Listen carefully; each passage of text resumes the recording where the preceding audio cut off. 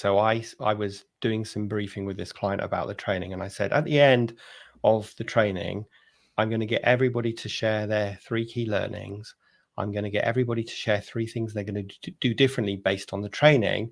And I'm going to get them to answer the question of what will you do to sustain those 2 points? So what will you do to sustain those 3 learnings? And what will you do to sustain the 3 changes that you're going to make?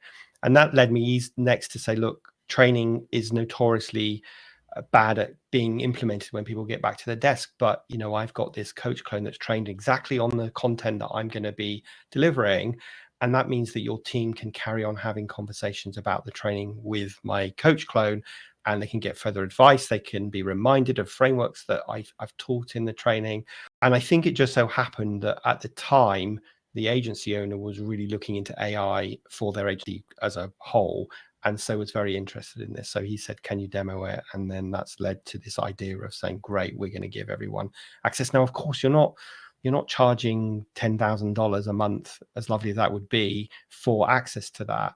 But, if I'm making $1,000 a month off of it, I'll be happy because it will cover its costs. And the key thing, as I'm sure you're finding, is I'm just going to learn a lot about how people are interacting with the clone and the kind of questions they're asking, and making sure that the answers the clone is given are as close to the answers I would give, and just using it to train the clone even more. So I can't say that this is a trend yet because this has only happened once, but I feel like selling the coach clone on the back of something else or integrated into something else seems to be an easier sell than selling it on its own.